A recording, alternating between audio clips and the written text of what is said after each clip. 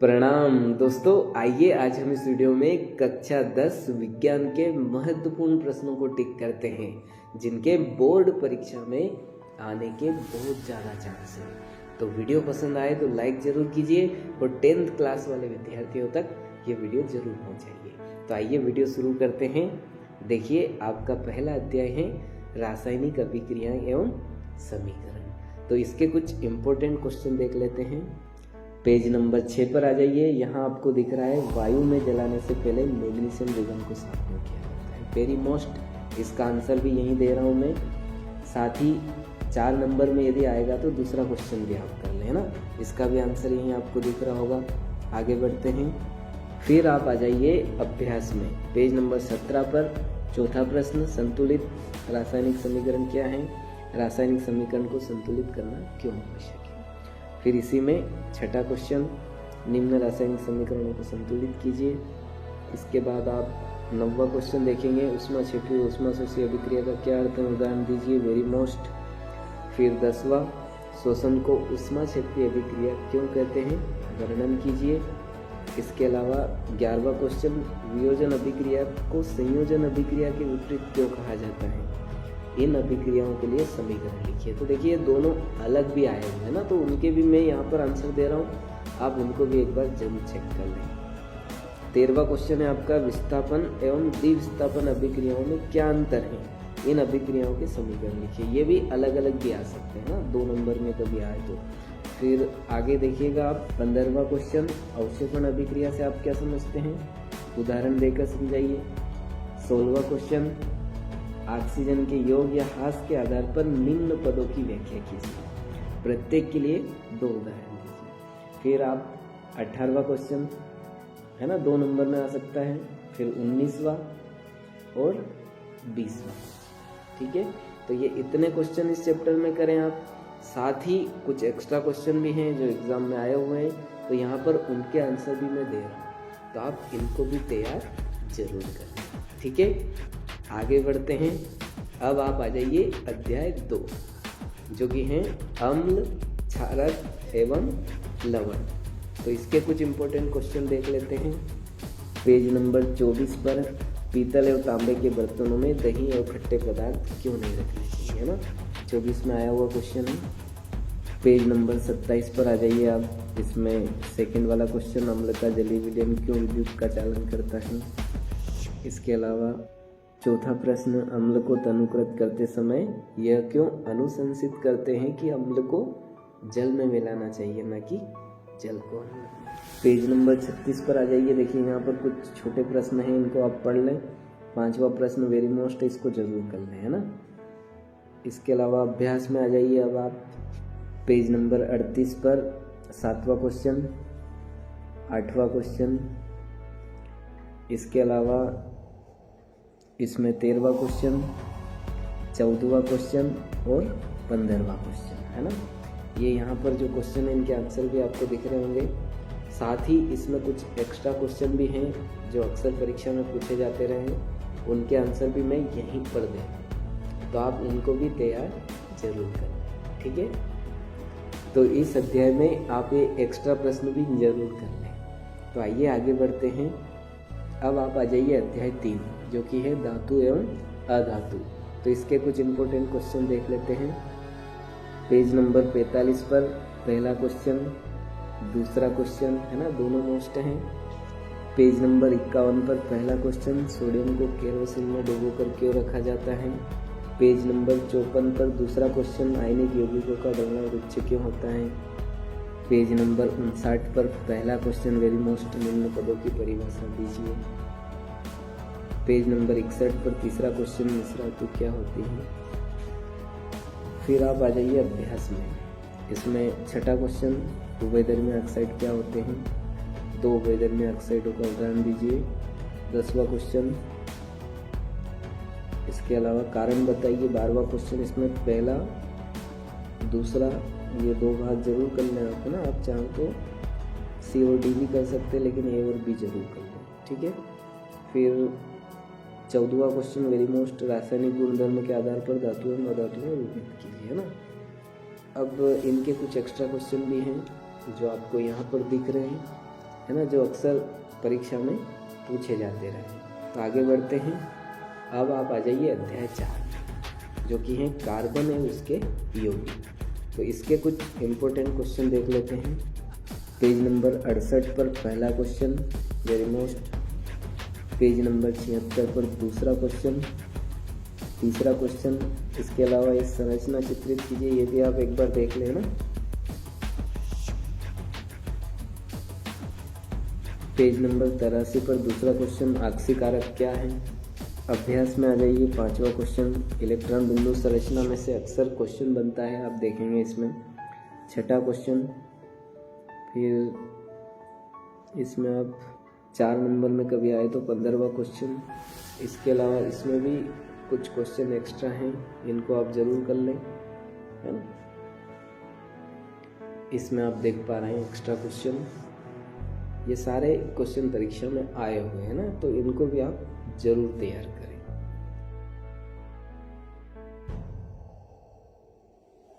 अब आगे बढ़ते हैं। अब आप आ जाइए अध्याय 5 जो कि है जैव प्रक्रम। इसके कुछ इम्पोर्टेंट क्वेश्चन देख लेते हैं। इसमें देखिए पेज नंबर 95 पर मानव पाचन तंत्र का नामांकित चित्र आ सकता है, तो इसको आप बनाकर प्रैक्टिस कर लें। फिर आप आ जाइए पेज नंबर 96 पर, यहाँ पर पहला क्वेश्चन, फिर दूसरा क्वेश्चन, तीसरा क्वेश्चन, चौथा क्वेश्चन, है ना, ये जरूर पढ़ लें आप इनमें से। पेज नंबर 102 पर मानव हृदय का नामांकित चित्र यहाँ पर दे रखे हैं, तो ये बना लें आप। पेज नंबर 107 पर मानव उत्सर्जन तंत्र का चित्र दे रखा है, ये भी बना लें, वेरी मोस्ट है। पेज नंबर 108 पर एक वक्राणु की संरचना दे रखी है चित्र, ये भी एग्जाम में आ सकता है ना, इसका नामांकित चित्र बनाने को आ सकता है। पेज नंबर 110 अभ्यास में आ जाइए, यहाँ पर छठा क्वेश्चन भोजन के पाचन में लार की क्या भूमिका है। फिर 8वां क्वेश्चन वायवीय तथा अवायवीय श्वसन में क्या अंतर है। फिर हमारे शरीर में 10वां क्वेश्चन हीमोग्लोबिन की कमी के क्या परिणाम हो सकते हैं। फिर इसमें भी मैं कुछ एक्स्ट्रा क्वेश्चन दे रहा हूँ जो अक्सर परीक्षा में पूछे जाते रहे, है ना, तो इनको भी आप तैयार जरूर कर लें साथ साथ में। तो यहाँ पर आप इनके आंसर और क्वेश्चन देख पा रहे होंगे, तो इनका स्क्रीनशॉट ले लीजिए, ठीक है। अब आप आ जाइए अध्याय 6 में जो कि है नियंत्रण एवं समन्वय। तो इसके कुछ इम्पोर्टेंट क्वेश्चन देख लेते हैं। पेज नंबर 112 पर आपको चित्र दिख रहा है ना, तंत्रिका कोशिका व्यवस्थित, इसका नामांकित चित्र बनाइएगा क्योंकि अक्सर परीक्षा में ये पूछा जाता है, ठीक है। पेज नंबर 114 पर प्रतिवर्ती चाप का चित्र आपको दिख रहा है, ये भी एग्जाम में आया हुआ है। इसके अलावा पेज नंबर 115 पर मानव मस्तिष्क का नामांकित चित्र बनाइए, ये क्वेश्चन भी परीक्षा में आया हुआ है। पेज नंबर 121 पर पहला क्वेश्चन पादप हार्मोन क्या है।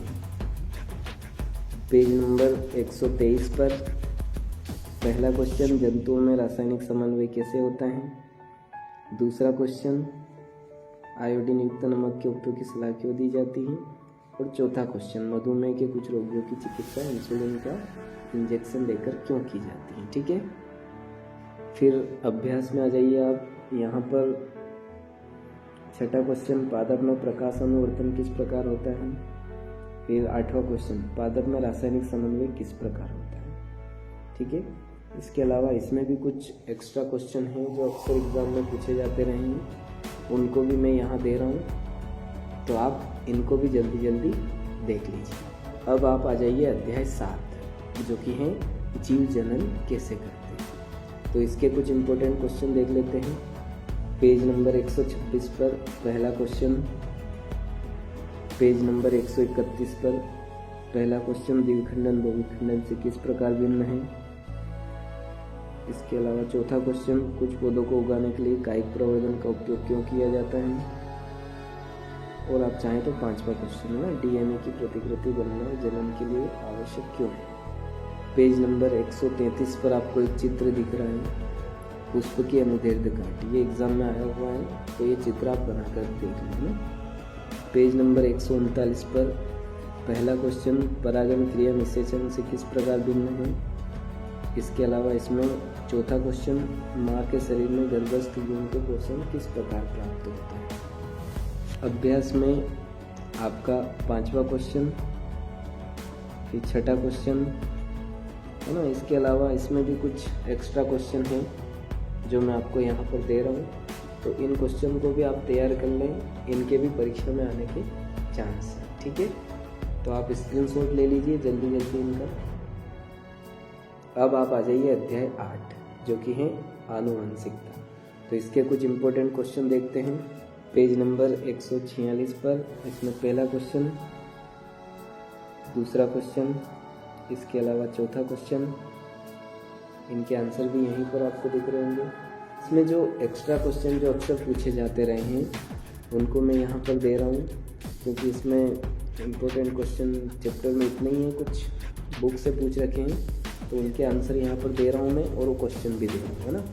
तो आप इनको भी एक बार ज़रूर नोट कर लें, और कुछ ऐसे क्वेश्चन भी दे रहा हूँ जिनके एग्ज़ाम में आने के चांस हैं। तो यहाँ से आप स्क्रीनशॉट ले लीजिए और इन क्वेश्चन को भी ज़रूर तैयार कीजिए। ठीक है, अब अपन आगे बढ़ते हैं। अध्याय 9, प्रकाश परावर्तन तथा अपवर्तन। इसके कुछ इम्पोर्टेंट क्वेश्चन देख लेते हैं। पेज नंबर 157 पर आ जाइए। इसमें पहला क्वेश्चन, अवतल दर्पण के मुख्य फोकस की परिभाषा लिखिए। फिर दूसरा वाला क्वेश्चन, इसके अलावा चौथा वाला क्वेश्चन, है ना। तो ये 3 क्वेश्चन इसमें तैयार करें। इसके अलावा आगे बढ़ते हैं। 158 पेज नंबर पर उदाहरण 9.1 आपको दिख रहा है, एग्ज़ाम में आया हुआ है। उदाहरण 9.2 भी एग्ज़ाम में आया हुआ है ना, क्योंकि इसमें 4 नंबर में यदि क्वेश्चन आएगा तो सवाल भी आ सकते हैं, है ना।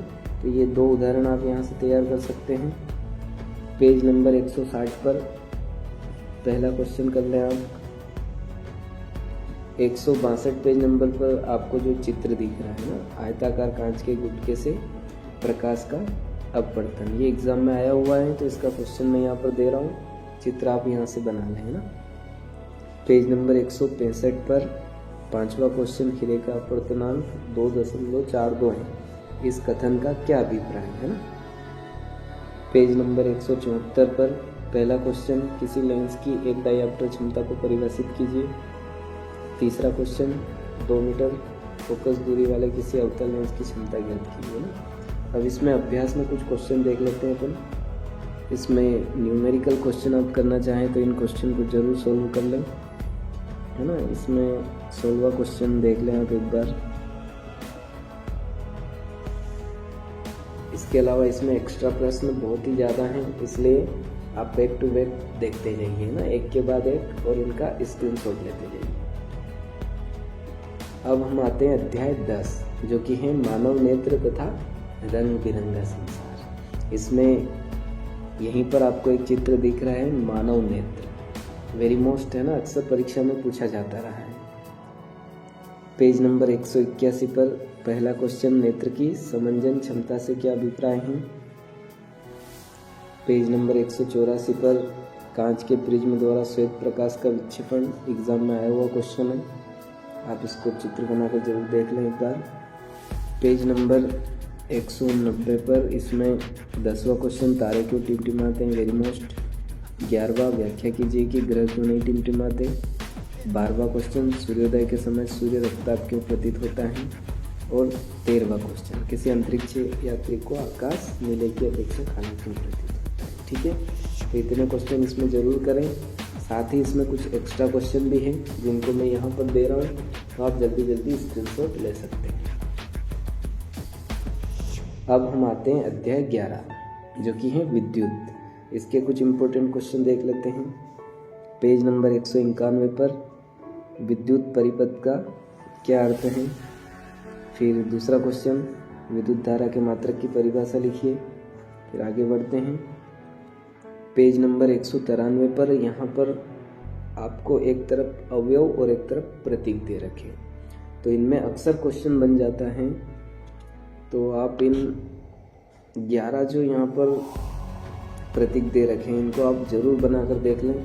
यहाँ पर मैं क्वेश्चन भी लिख रहा हूँ, क्वेश्चन किस प्रकार से परीक्षा में आता है, और अक्सर इनमें से कोई भी 2 नाम दे दें, 4 दे दें ना, तो ये पूछ सकते हैं। तो इन सबको अच्छे से प्रैक्टिस कर लें आप। पेज नंबर 201 पर किसी चालक का प्रतिरोध किन कारकों पर निर्भर करता है, वेरी मोस्ट।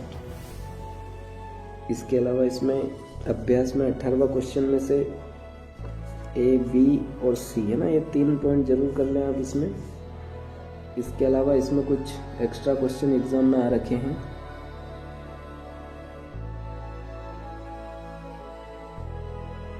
और ज़्यादातर इसमें प्रतिरोध वाले हैं,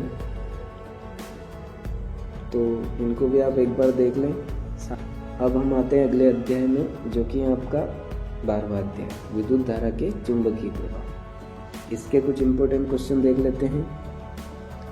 पेज नंबर 217 पर पहला क्वेश्चन, चुंबक के निकट लाने पर दिक्सूचक की सुई विक्षेपित क्यों हो जाती है। पेज नंबर 222 पर पहला क्वेश्चन, दूसरा क्वेश्चन, तीसरा क्वेश्चन है ना, तीनों कर लें। पेज नंबर 229 पर 8वां क्वेश्चन, 9वां क्वेश्चन कर लें आप। इसके अलावा इसमें एक्स्ट्रा क्वेश्चन है, तो उनको भी मैं यहाँ पर एक के बाद एक दे रहा हूँ, तो आप इनका स्क्रीनशॉट ले लीजिए, है ना, और इनको भी तैयार जरूर कर लें इस चैप्टर में।